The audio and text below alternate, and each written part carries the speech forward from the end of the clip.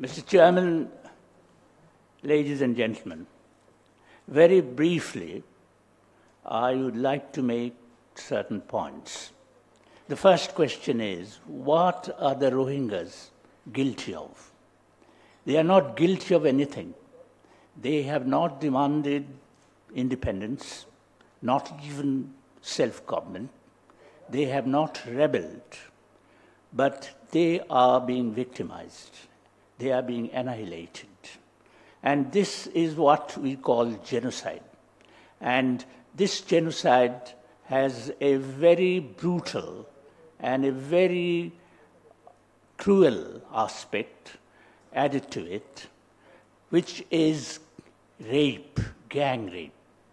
Now, this is a thing that is the worst thing that could happen. And what we are seeing here is that the interest that the rulers in Myanmar have is of driving away the entire population, a population that has been kept in subjugation for years together. They wouldn't call them even Rohingyas. They would call them outsiders, Bengalis living there. And even in the international community, we have noticed this reluctance to call the Rohingyas Rohingyas. And they would call them Rohingya Muslims, as if it's Muslims, they belong to the community, the Muslim community, and perhaps there is an insinuation in certain quarters that they are connected with IS and Islamic militants. The point is that this exploitation is capitalist exploitation. And this reminds us of the classical story of the tiger and the sheep. The sheep is always guilty because the tiger is hungry. And that is what is happening here. These are a people who have been denied civil rights, who have been denied opportunity for education and employment, who have not are not allowed to move about freely. And that we are not hearing their voices. They are not being able to speak out. This is due to the subjugation, to the cruelty to which they had been subjugated. And what is happening today is that this is profit, this is capitalist profit, which is driving the rulers. And when we think of Aung San Suu Kyi, and we feel surprised. There is surprise because she has been a victim of the intolerance of the government, of the military junta. Now, today there is the alliance between the military junta and Aung San Suu Kyi. The victim and the victimizer have apparently come together. But the reality is that they both belong to the same capitalist group. And we are reminded of what had happened in Bangladesh in 1971. We have seen this alliance between Zulfikar Ali Bhutto and the military, Yahya Khan. It reminds us of the same thing, of the same alliance. And this is what is happening there. And we are noticing also the attitude of the capitalist world. China has gone the capitalist way and has turned into a capitalist government and state.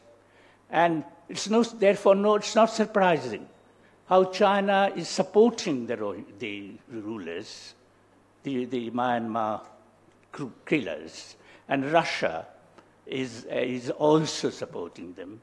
And even our great friend, India, who had given us shelter in 1971, when we were being driven out of this land, is if not openly, but in a clandestine manner perhaps, staying out and saying, supporting the government, supporting not the Rohingyas, but the government. So that is also because India is under a government, is being ruled by a party who are capitalist and who are using this kind of, to continue their rule. So what we're seeing here is that the Rohingyas have to be rehabilitated with security and honor. But this cannot be done in the context in which they are living now. The rape, the most cruel, as I said, that is the most curious aspect, the most barbaric aspect of capitalist exploitation. And that is what is happening. And that is what we had gone through in Bangladesh in 1971. We had seen the Pakistani hordes raping our women, our sisters, our daughters.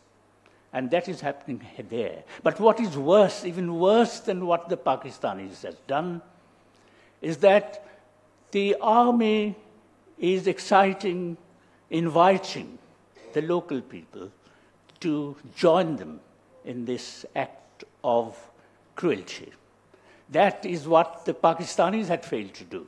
They had no supporters in the country, but this Myanmar government is doing that.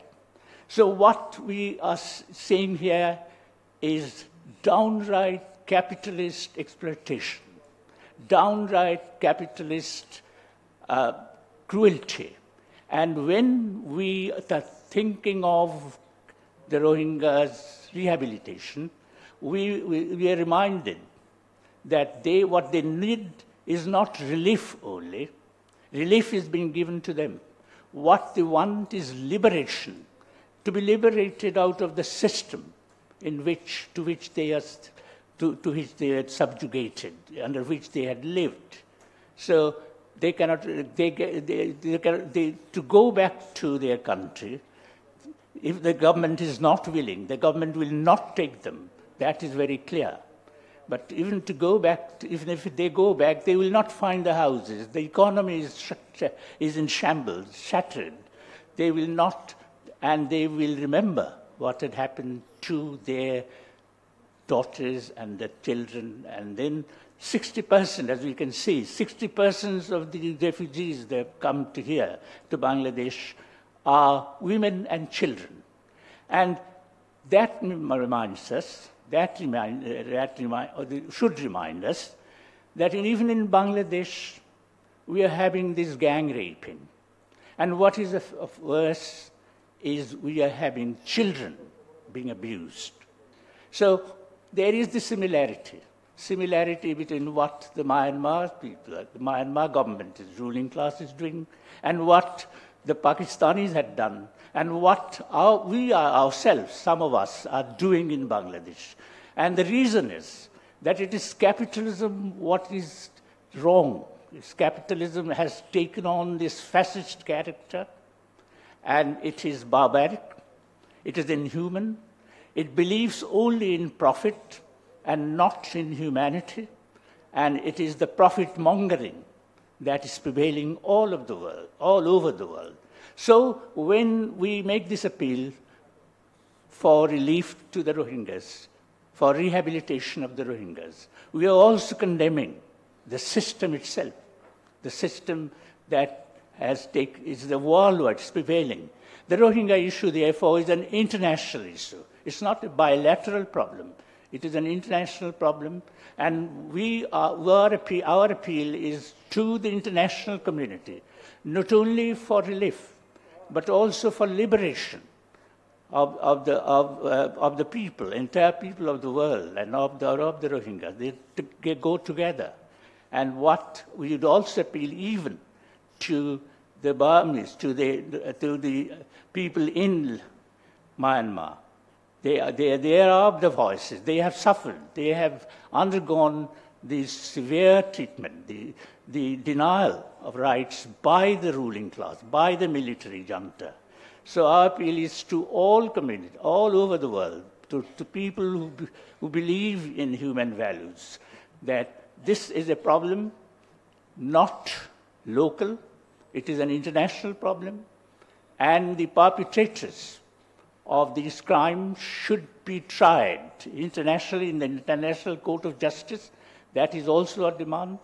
So we have come to a situation which is prevailing all over the world, and here in Myanmar and Bangladesh, what we've seen is the worst possible example of exploitation and of cruelty. So this is what we are facing today. We are facing a problem which is local as well as international. And we would like to draw the attention of the international community to this dimension, to the depth of the problem. Thank you all.